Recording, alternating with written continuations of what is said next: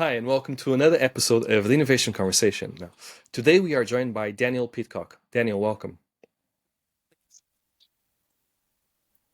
It's a pleasure having you here. Daniel, would you like to tell the audience a little bit more about yourself? So, designer and UX researcher. My background is graphic design. I always wanted to be a designer from a very young age. In fact, I got my very first paid design gig when I was just 14. And throughout my career, I've worked through four companies, big companies like Just Eat and Honda, Royal Navy and such like, a lot of startups. And I've also founded and built my own companies and startups over time as well. I'm currently the founder of Gleanly, which is a UX repository storing knowledge in the form of atomic UX research, which is a process I invented while I was at Just Eat. Interesting. And you know, in all your years in this industry, I'm sure you've seen a lot. So, when you launched your own company, how was that journey? Was it a bit scary, or actually you knew exactly what you're doing and everything went perfect from day one? I founded quite a few in my time, and Hmm. some of them deliberately and some of them accidentally. So there's at Hmm. least two companies, Gleanly being one, where there wasn't an intention to build a company. In fact, so we built Gleanly as a tool to help people who are using the atomic UX research process better deliver it, right? And actually, I was quite dogmatic at the beginning to say we shouldn't ever have specific tooling. The process should always be able to be used with whatever you've got on hand. And I still think that's true, but there was a few things we just wanted to be able to achieve, and we ended up building a tool. So yeah, I wouldn't say it was scary. It was kind of just it was a natural progression, and yeah. There was another situation in the past where once again I accidentally built a business. I wasn't intending to. I was, Hmm. kind of. My problem is I'm ADHD and a creative, and if there's a problem, I want to solve it. And Hmm. sometimes I can do that through my role, where whoever I'm working for, wherever I'm working. Sometimes it's something you can do as more like a society thing. Or sometimes you go, no, there needs to be a tool built for this, or there needs to be a product that does this, or service that does this. No one else is going to do it, so I suppose I'll have to do it now. But I can't leave it alone. That's the problem. It's quite interesting because most of the people I talk to are either investors or startups, right? And a lot of the startups, they haven't done that many startups before. They're probably on the second startup at best. But you've gone through multiple startups, so Oh yeah. I guess the big question is what makes it successful? Like, how do you know you're going to be successful in a startup? Is there any tips or tricks you can give to the Oh, I audience? don't think you can. I think the number one thing is being passionate about the subject matter. You have to have love for whatever you're building or whatever you're creating, whatever the company is. I know people have been successful depending on how you measure that through things that they're maybe not particularly excited by and they're just doing it to make money. I'm sure that's the case. But I suppose, well, first of all, is that a measure of success? And secondly, for me at least, I find that it's difficult. It's a stressful thing. It can be you have ups and downs. It's like a roller coaster with a startup. And if you're not fundamentally in love with what you're doing and passionate about delivering that thing, as soon as it gets difficult, it's going to be hard to carry on. I think for a lot of people, especially myself, right? Yeah, I think that for me. That's the fundamental thing: is to love the product. The problem with that is, for myself, I don't really consider myself as a business person. I see myself as like a product designer or as a creator in that. And so sometimes my decisions can be more focused on the product or delivering something Mhm. rather than necessarily what's financially the correct thing to do. And I think that's sometimes been a challenge for me personally. Do you drive your investors like mad with the fact that you focus Yeah. on everything but profitability? Or how do you manage that relationship? Why are we still spending so much money on developers when the Hmm. product works? It's people are buying it, it's selling. Like stop building new features and Yeah. pushing it forward. But I've got a vision. I know where I want it to be, and I know that we can drive value with a better product. And if you sit on your laurels, if you're not pushing forward, then someone's going to come along and do it better, or do it cheaper, or just have more of a marketing budget and be able to overtake you, right? So we, our that's how we drive forward. But mostly the reason is that that's less of a rational thing that I'm making out. It's because that's what I'm interested in. That's what I'm focused on. I've been quite open that at some point I'll be replaced as CEO. I know that will be the case because I'm not a CEO. I'm the person who's passionate about the product. I'll always be passionate about that. But maybe, at some stage it will be the right time to bring someone in who's more focused on the business. Interesting. And you mentioned something quite interesting, which is the I guess the combination of passion and vision. Now, multiple businesses, you have quite a lot of baggage in this and know your stuff. But did you find that it is easier to go and ask for investment from investors when you bring these two things to the table? Like you're passionate about it, you have a vision. Do you think that's often the deciding factor between them investing or not? Maybe even say the opposite. I'll go in and go, look, we've got this really cool idea. We know we can do this. We know this is a problem that needs solving, and we believe we've got the evidence to show that we're capable of doing that. But I think for a lot of investors that I've spoken to, there are some that are kind of, they're excited about that as well, and they can see the opportunity there. But what they really want to know, I suppose, is, well, what's going to happen to my investment? How quickly will I get that back? How much will it grow, etc.? What's the next step? Are you going to get more investment later on? And it may be slightly controversial to say, but I don't think there's many investment organizations that I've met that are actually interested in creating a product or a stable business. What they're looking for is to get to the next round. And sometimes, maybe even commonly, that isn't necessarily what's right for the business or the organization or the customers. There's a famous phrase at the moment, I'm sure you heard, like the end-shittening of technology, where, the only growth can be got by making products worse, putting more ads on Spotify or pushing, on Netflix, even if you're paying, I'm pointing at my TV there, but you're paying for Netflix and now you're showing me ads. Surely that was the entire point of having Netflix in the first place. There's so many examples I can give, right? And that's all coming from driving growth. And what's going to happen, and I'm starting to see that with a few organizations, they're getting to the point. I've cancelled my Spotify subscription recently due to political reasons, but mostly, fundamentally, the product quality has dropped so severely. And it's not like they're paying musicians and such like. So where's that money going? It's just growing and growing. I think Spotify is going to fold at some point because someone will come along and go, oh, right, actually, we can do Spotify, but better, which is what Spotify was, right? So, I think there's almost like too much of a short-term vision. Now, this is someone speaking who isn't a billionaire, hasn't created a product of that size and that scale, but have worked within businesses that are, some of the work that I did with Just Eat got it to FTSE 100 a year earlier than it was estimated to, which I'm quite proud of. But the things that I'm most proud of is where we fundamentally moved that product forward as a good quality product and protected it from the kind of corporatization and shitifying. For example, bringing in like better accessibility, which was profitable for them, but it was costly and it was maybe a bit dry and maybe not what investors and shareholders would have been interested in. But it was important and it was the right thing to do, right? And it built a better product. And I think it protects them long term. This is actually quite interesting because you touched on a very interesting topic, which is the things that investors look for in a company and in a product might not necessarily be what's best for the company, the product, or even the consumers. Because they're just looking at the bottom line. The bottom line is, are you increasing revenue or not? Am I getting my money in 100x or 1000x or not? So it comes down to that, isn't it? Yeah, I mean, as a good example is, obviously this is a world I know fairly well from work. I mentioned Just Eat earlier, but when COVID hit, we saw companies like Deliveroo really start to struggle because suddenly so many people were ordering food and Deliveroo was having so many more orders. Well, surely that's a good thing. Surely that makes them more profitable. No, because they lost money on every single order.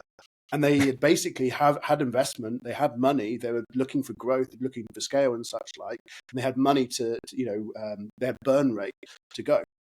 And then suddenly COVID hit and they were burning through that cash so much quicker than they were expecting.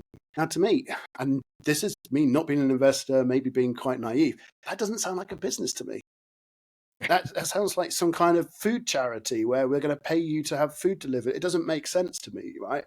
And I understand kind of the scales. One thing Just Eat always said is that if they couldn't be number one in a market, they would either buy number two or leave the market. They always need to be number one. What they defined as number one was at least 40% bigger than number two. And the reason for that is they just couldn't be profitable otherwise.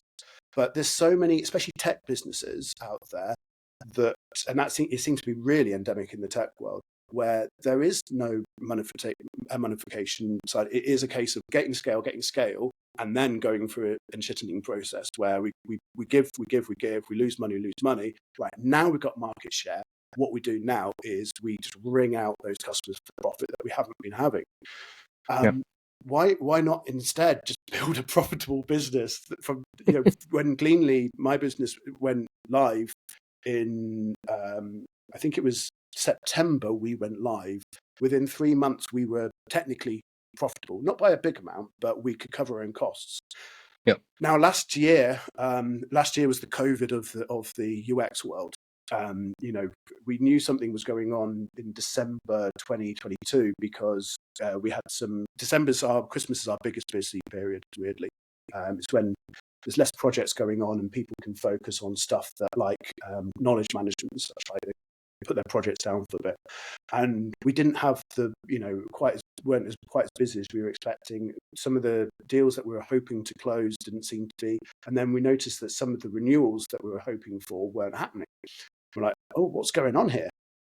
Over the next month or so, especially March was the peak time, companies just started wiping out, not just UX, but I think when I've looked at the numbers, it looks like UX was less affected because, for every 5 developers that were fired, 1 UX was. But then most companies, there's normally about 20 developers to 1 UX. So I think there was about 4 times more UX people and research designers, those people adjacent to knowledge and research, getting fired. And certainly I know of many of the companies we were working with, whole teams disappeared. They had no UX people left anymore, which fundamentally speaks, I think this is going slightly off subject, but fundamentally speaks to a failure within my industry for not really showing its value and not proving itself that they felt they've actually done. But from our business point of view, which is a subscription-based business and relies on that renewal and like either monthly or annual renewal, it meant that not only were we not closing, we're not getting new business as much, but a lot of the companies that have been with us from day one, if not even before that, suddenly weren't renewing. There's literally nothing we could do about it because they weren't there anymore. There was no failure from our side. It doesn't matter what a product or what a price it was or anything like that. Just literally there weren't people there who needed it anymore. Now, we were able to bear that out. It was bloody difficult, but we were able to bear that out because we'd built a sustainable business. It was we weren't debt based. We weren't based on projected growth. We were hoping for growth. We had a really good year planned out, and I'm glad to say that we're back on track with that now, better than ever in fact. But it meant that suddenly for a year we had to kind of shore up a little bit. Now this is where my investors were going, stop spending money on product and probably that would have been a better thing to do. We'd probably have more money in the bank, but I would have lost all that knowledge and all that talent and all of the people who luckily I'd built a really good relationship with my team, that when there was a couple of months that we did have a shortfall and I said, guys, look, we're not going to be able to make the next round of invoices, they're able to go, it's all right, you're fine, we can hold off for a month or two. In fact, the first time I remember I went to my developers and said, yeah, we've got some scary months coming up. There's a big renewal happening this month, but if that doesn't come in for any reason, we might have a trouble. And then this next month, it looks a bit like it's going to be short. I was really open and honest with them. And anyway, so I said, there may be a chance next month I won't be able to pay your bills this month. It might be a month or two afterwards. But we've got this one, which I've already guaranteed is coming in 2 months' time. And they went back and said, well, we'll just have to go and have a think about this. And I was like, oh no, I'm going to lose them. They came back and they said, right, we've looked at it. We looked at our figures. We can go 6 months without being paid. I was like, what? Wow, that's a lot of commitment right there. Yeah. And I was like, I don't need that. They went, no, we know that. We know you don't need it. Hopefully it will come in the next 2 months. So anyway, just to let you know, we can go 6 months and we're willing to go 6 months. We can afford to go 6 months. And, if that's okay. And I was like, yeah. but did they have shares in the business? Or because that's a really big. Did they have shares on the just normal employees? Yeah. Wow. So, but they kind of, they their rationale was, they trusted me. I'd always been open to them. I'd been really clear all the way before that. I'll move on to another story of the opposite of this after. But I'd always been really open to them about, financially how we're doing, what's happening, and they're included in all of that. It's completely transparent. But more than anything, they enjoyed and loved working on the product. So they enjoy working in the business with the team, but they also cared about the product, and they believe in the product, and they understood the situation. It wasn't a failure, and they realized that this would, we saw March was a massive drop down, and then from March it started climbing up slightly slow. There were still people firing, but people were starting to get rehired slowly. And actually, in the end, that ended up being a boon for us because the product is good enough. One of our biggest growth areas is people leaving a business and taking us elsewhere. And it's one of my proudest metrics, is that so often on a sales call, we see someone who was in a different business. They've joined a new company. One of the first things they've done is to say, right, we need to use Leanly.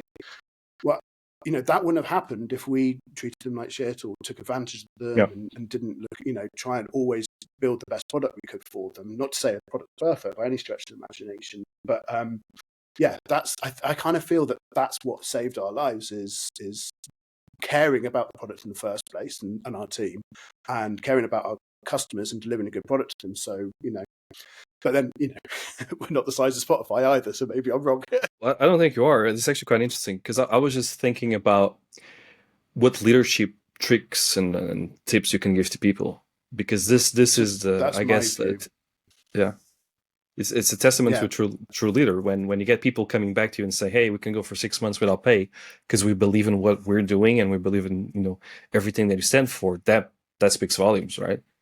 I'd like to think so. I was shocked by it. I was blown away. It was really quite an emotional thing to happen as well. It wasn't something I was ashamed that there was even going to be a month where we had to cover them, and there was a few months then and afterwards where that happened, and it was nice that I had that to fall back on. We never had to borrow money extra. We didn't have to do like bridge loans or anything like that, or sell off shares for, too low to cover us over or anything like that. So it literally, they saved our business's life, I would say, and I'll always be grateful for that. But you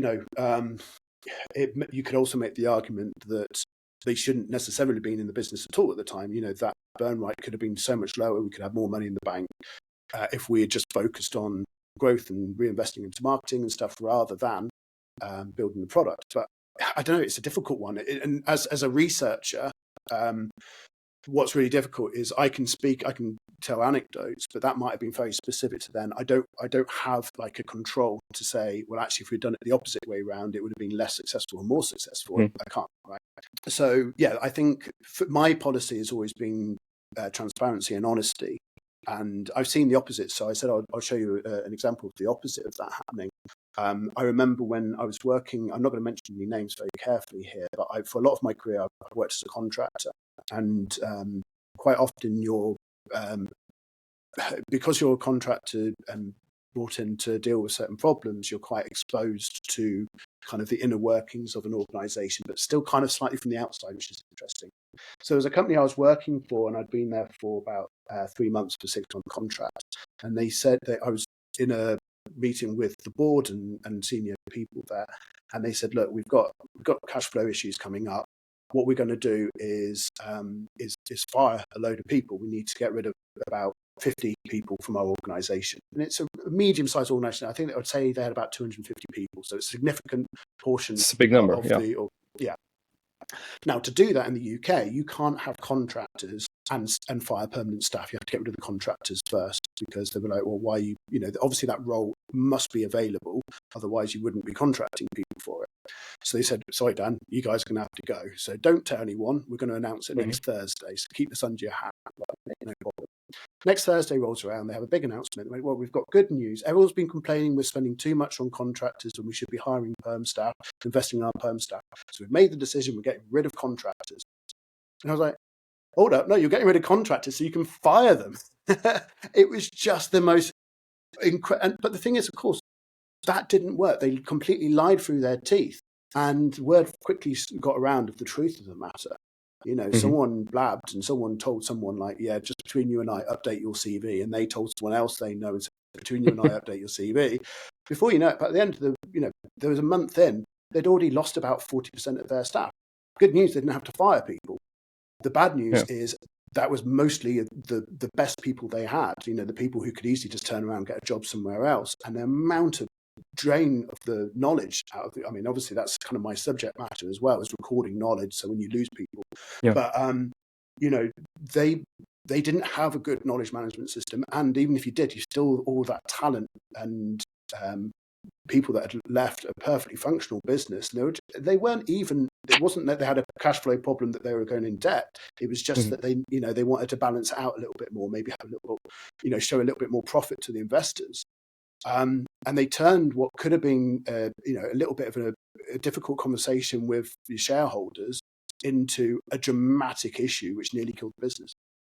So, Isn't that for what happened with Boeing, for example? We've seen that happen lately in the news, and everyone's criticizing Boeing's CEO. They say, actually, you've done great for the shareholders because you massively reduced costs, but that did come at, um, had some really bad results as a consequence.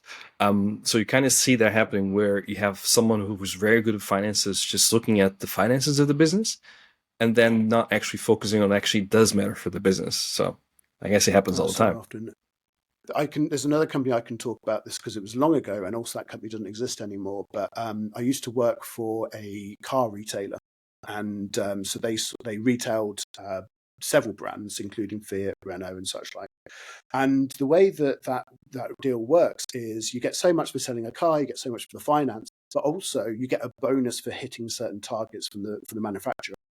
Now, Mhm. this company, they kept their costs. I think it was quite a standard thing to practice at the time, but they kept their prices really low and their sales very high and relied on the bonuses as the profits. They made no profit on selling a car. They made it all on hitting these bonuses. So one quarter, they didn't make their bonuses. And what they did then is say, well, we're a big retailer of yours. You either pay us the bonus that we just missed. We're only a little bit off. So just pay us that. Otherwise, we're going Mhm. to stop selling your cars. And they went, no, that's the deal. It's black and white. You don't hit that target, you don't get the bonus. They went, okay, well, we're not going to pay you for the cars that we bought. And they went, okay, well, we won't supply the cars that you've bought. And they were so ignorant about this that they started trying to, basically were pushing and pushing and pushing. They fell flat because they were so focused on this, they ended up missing. Well, I don't know whether it's because of that, but my belief is Mhm. because they were so focused on this argument with one manufacturer, the next quarter they ended up missing three bonuses from three different manufacturers. Ouch. And suddenly they were basically on stock with most of their suppliers. Liquidators came in and took V5s for all the second-hand cars on the lot as well. The company kept on selling.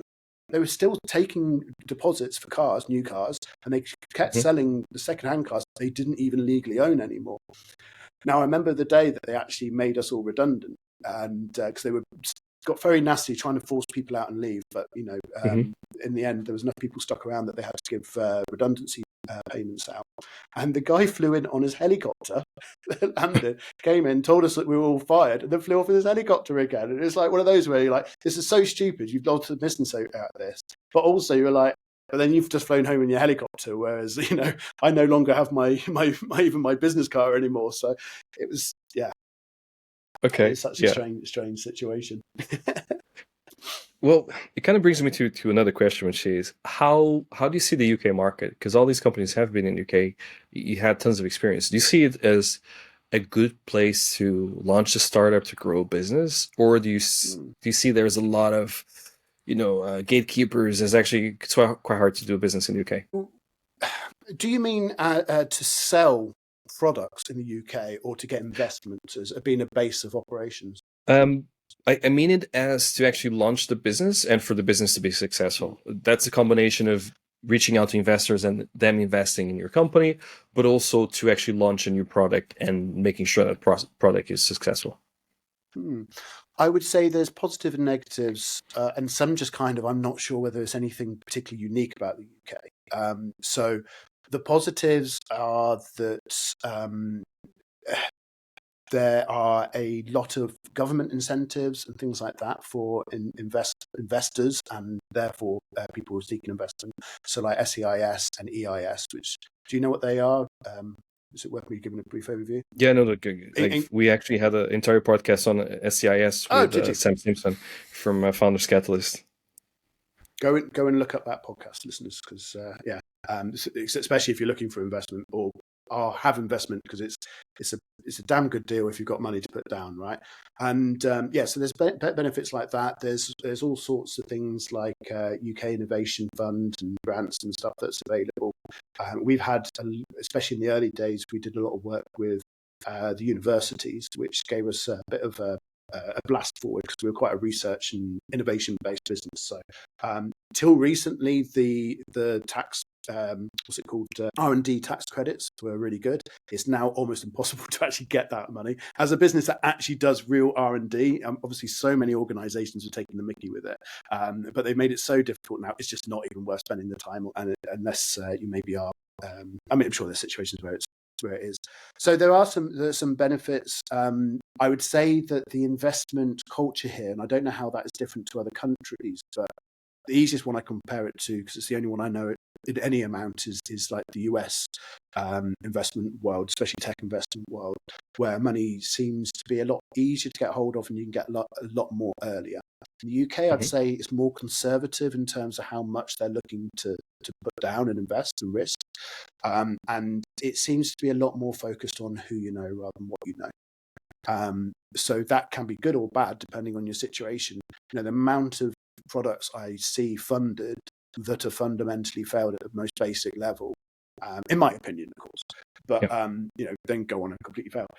So and it's because they know the right people, and they it's not like some secretive thing. It's just that people trust who they know, and if you can help your friend out, you're going to, right?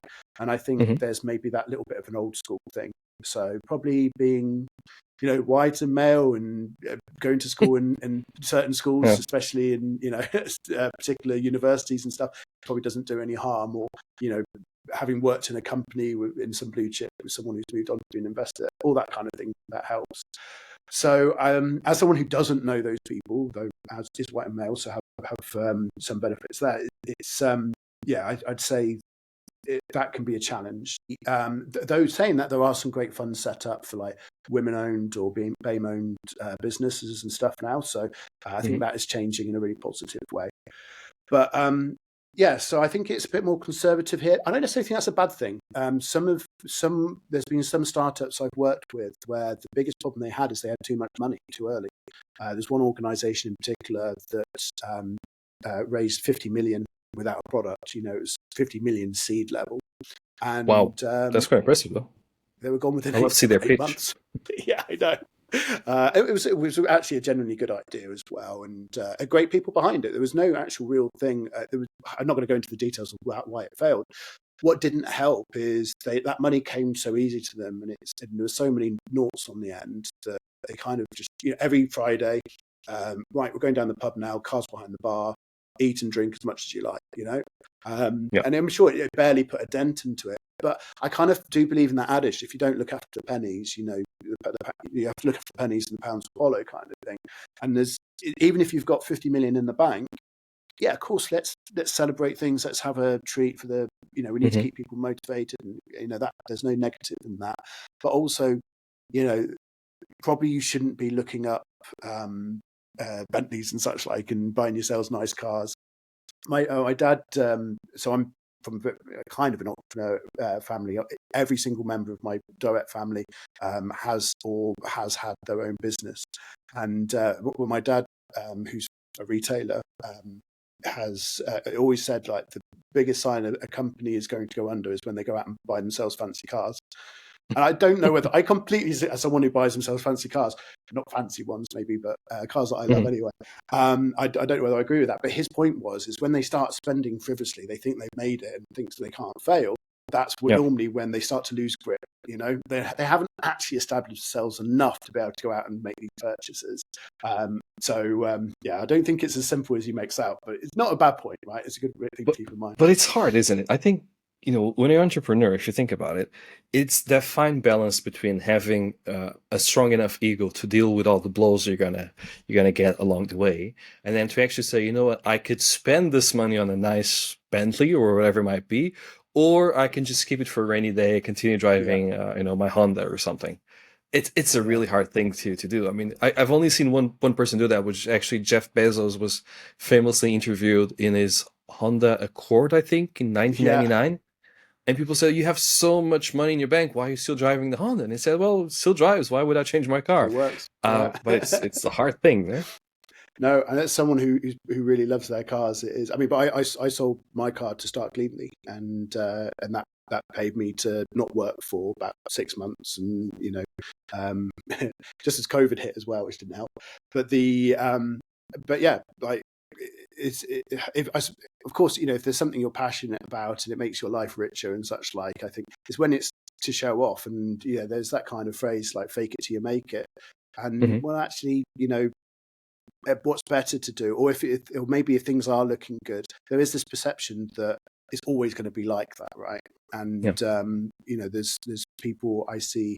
It's the same as people who win the lottery, or maybe they get a job that's is a lot of money at the time, and they spend it all. And um, it's not that you shouldn't enjoy life while you've got it. Absolutely, you should. And perhaps I should be a little bit more like that. I'm a bit more of a tight ass, unfortunately. My parents are both northern, and so maybe I've There's a inherited that cliche. gene. Yeah, short arms, long pockets. But at the same time, you need to. I'm someone who's quite money anxious, so which is difficult as an entrepreneur, because the thing I find most stressful is not having enough cash in the bank. And I think everyone finds it stressful, but I really, Hmm. I think I probably struggle with it more than a lot of people who are willing to like remortgage their house. I would never remortgage my house. I'd never put my family at risk for business. My family's Yeah, always more important. Whereas a proper entrepreneur, I think, would probably take that risk and take that gamble on themselves. So I always have a it's, backup, backup, it's a a big backup. gamble, but Yeah, it's always that's a big it. gamble, isn't it? Because Oh yeah, it's one thing when you're taking a risk. It's one thing, like you said, to have a backup of a backup, and it's another thing to gamble things that are your, I guess, your necessities, your bare necessities. So if you put in the house and you do a second mortgage on a house to get money to invest in the business, that's a really big gamble. Not everyone can actually do that. Even mentally, it's the yeah. stress must be unbelievable. For this business, I sold my car. I had a M6, and BMW, and it was a lovely car and such like. Not that I was really passionate about it, and I sold that to live on for the first like 3, 4, 5 months, and I left a very reasonably pretty well paying job to work on the business, so I missed out on that income for that period of time, and for a business that I knew wasn't going to be able to pay me for at least a good few years, if at all.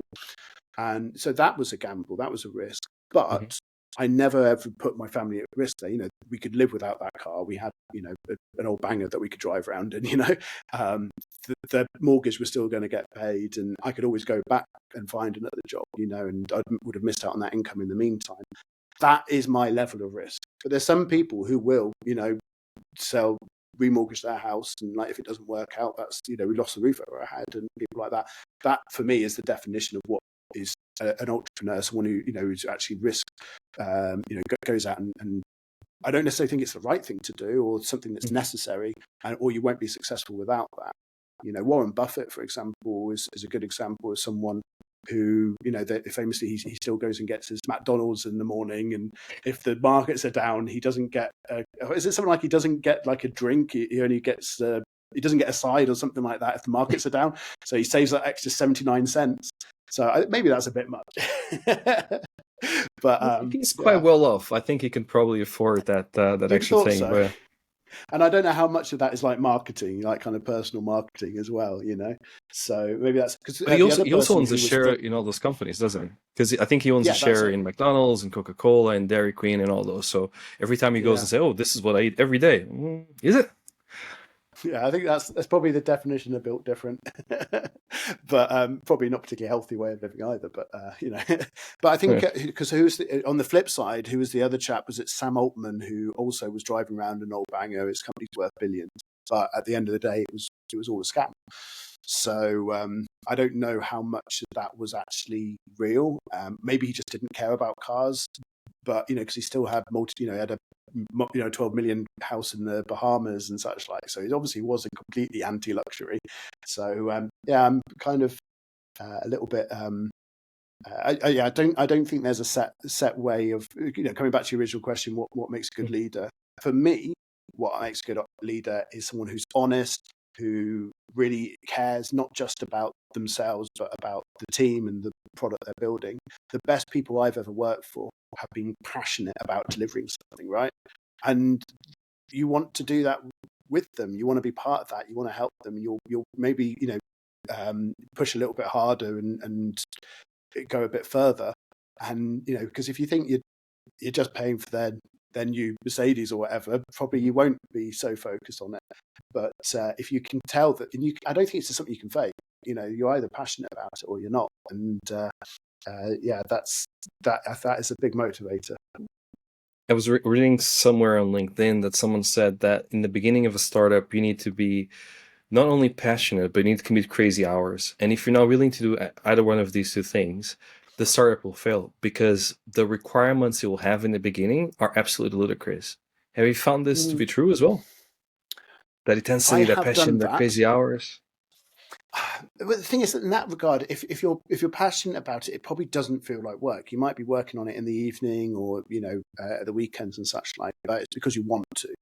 I think there's a danger with as someone who's ADHD, I'm at great risk of burning out, and as I think a lot of people are, burnout is a real problem. And so for instance, with my staff, this may sound like a bit hokey, but I say, look, I'm paying you for 6 hours a day. And so we don't do like a 4-day week or a 5-day week. I'm paying you for 6 hours, 5 days a week. You can do those all on 3 days, or you can do them across 7 days. I expect 4 good quality hours per 6 hours. That's basically what I'm asking for. I don't expect you to be fully productive for those 6 hours. But I want you to be productive. And what I have found is that there is only so much time these aren't business owners, of course. These are staff. Realistically, a human can only produce for so much time. Now, for me, as I mentioned, ADHD, I am super productive for 2 weeks, absolutely shit for 2 or 3 weeks, right? So I if also I'm suffer on, I'm from that on. amazing quality, so I know exactly what you're Yeah. talking about. It's like, oh It my was. God, he can do everything. To oh, why he hasn't left the couch? What's wrong with him? So yeah, I know that. Yeah. I used to say, I'm the most productive lazy person in the world. What's going on? And that was pre-diagnosis. So yeah, I know that. Right, I'm on it at the moment. I'll work through. Yeah, of course I will. But if I've got 2 kids as well, and fact wife, Yeah. and there's stuff that needs to be done. And you need to balance those things out. But actually, being more aware of that and not pushing myself too hard or saying yes to everything when I'm on, means that for those 3 weeks, then maybe become more like 1 week, or maybe actually I'll be quite productive through that period as well. So I think there needs to be a balance, and individuals are different, right? Some people want to and can do. I wouldn't want to be somebody like, oh God, I'm blanking on his name. Thingy Gates from Microsoft. How have I forgotten his name? Bill Gates? No. Bill Gates, that's it. I couldn't remember his first name. So Bill Gates, famously, he used to sleep underneath the desk and such. Like, once again, I don't know how Yeah. true these stories are, but this is what we hear. But yeah, he obviously built one of the most valuable businesses in the world, and it seemed probably to do that. He was probably hyper focused for a very long amount of time, and now is doing things very differently. But I think I'm probably, this is one of the reasons I'm not a business person in my mind, is probably once I'd made 10, 50 million, I would probably gone, right, well, that's probably enough now. I'm probably just turn it down a little bit and enjoy, before I have an aneurysm, but Maybe the not, worst because thing you would like be. cars, so I'm sure you can find a car for that amount of money that you want to buy, right? But if you gave me a few £1 million now, I would still work because I love what I do. I'm during COVID, I was starting Gleanly. So we got our first round of funding at the peak of COVID, which was a really interesting time for that to be happening. It's just do you remember when the stock markets were crashing, and Yep. the lawyers are on the phone going, well, we're not sure about this. I'm like, look, get this closed because they're going to pull that tomorrow, or money will be worthless. So we don't know what's going to happen. Let's just get it closed. And Yeah. but there was still. My wife suddenly was looking after her mum, who was in terminal care and such like, and so I had quite a new baby under one arm, sorting out the investment on the other. But there were still good big periods at night where I was like, I put a film on, well, I'm not really interested. And a friend of mine, we started a charity platform called Wishy. And it was just because we were discussing one day, like kind of, I was talking about the philosophy of giving and some of the challenges there is around charities. And we kind of came up with an idea about this over the phone. We're like, let's build it, and it only took us 2 weeks, but like, once again, it's that thing of like, there's a problem there. I think I know how to solve it. Well, let's go and give it a go. I can't let it go now, like a dog with a bone. So I can kind of understand that, working even if you don't need to, but there has to be a balance, doesn't there? So I was just about to ask you, how do you manage that? How do you create balance? Even having ADHD, it's hard to have that balance. And what I guess how should I put this, what support do you have around you that makes you keep that balance? Because it's not easy, is it? No, absolutely. And I think things were a lot different before I had a family. I would work. I used to have a design agency years ago, and I'd quite often be there till 10, 11 o'clock at night, and maybe regret it the next day, maybe not be productive the next day. But I was quite young as well, but yeah, I didn't. It wasn't like I didn't have kids or wife to go home to, and that was different. And so I think then it's your friends become very important, and having hobbies and interests outside of that. But even when it comes to work, I've always tried to have 2 projects on the go at the same time. And one of the reasons for that is, part of ADHD is procrastination. If there's something I need to do for Cleanly and I just can't bring myself to do it, normally the crazy security forms we have to fill out, just so many forms, right? I hate forms at the best of time, and these are the most boring things and so repetitive. I hate them. So they're really challenged and they're a blocker to me. So luckily I've got a good team around me now, so they do most of this. But so that's the other thing is offloading stuff, like knowing when you're just not the right person to do it, which is not always possible when you're a startup and you haven't got the cash to bring into other people. But yeah, moving on to something else. So if it's very easy to go onto YouTube or whatever you're interested in and be and do that instead and feel unproductive. And I think, actually sometimes you need to do that, and it's not necessarily a negative. Let's be unproductive for a bit. And, if it allows, one of the things I'm doing, I'm being kind to myself now understanding ADHD and how it affects me, is if I'm stuck with something, we'll just go and sit out in the garden or get a hot tub or go for a walk or something. And it's not productive at all, but it lets my rule that though is my punishment for being unproductive is I'm not allowed any phones or digital or anything or book. I have to go in there with no inputs. You know what I mean? So I'll go and sit in the garden for an hour because I can't work right now. My brain's not letting me.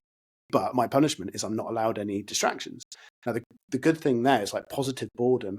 I think one of the biggest problems with our age now, the world that we're in now, is there's always some kind of entertainment. There's always some kind of stimulant. It's always on, And the best ideas, the things that get me going are things when I force myself to be bored. So not every day. It used to be I used to make time every day, but I've completely failed on that recently. Now it tends to be if I'm procrastinating, I'll go. Okay, you're fine not to work right now, but you're not allowed anything else either. So I'll sit there, and then of course 5 minutes later I'm like, yeah, I might just go and fill in that form. I think that's called Or I've got an meditation. idea. When you have to do that, you just sit around in silence. Maybe it's like an informal form of meditation. That makes sense. Yeah. Well, So I treat it as a punishment, but actually it's quite enjoyable. And I'll normally come up with, I'll have some idea of, oh God, I'm going to have to go and do this now. Daniel, as we're reaching the end of the podcast, if people want to reach out to you, how can they do so and find more about all the exciting things you're doing? You can catch me on here but also on LinkedIn as well, or through Cleanly. That's GLEAN.ly is my website. Daniel, thank you so much for your time. I really enjoyed our conversation. Thank you.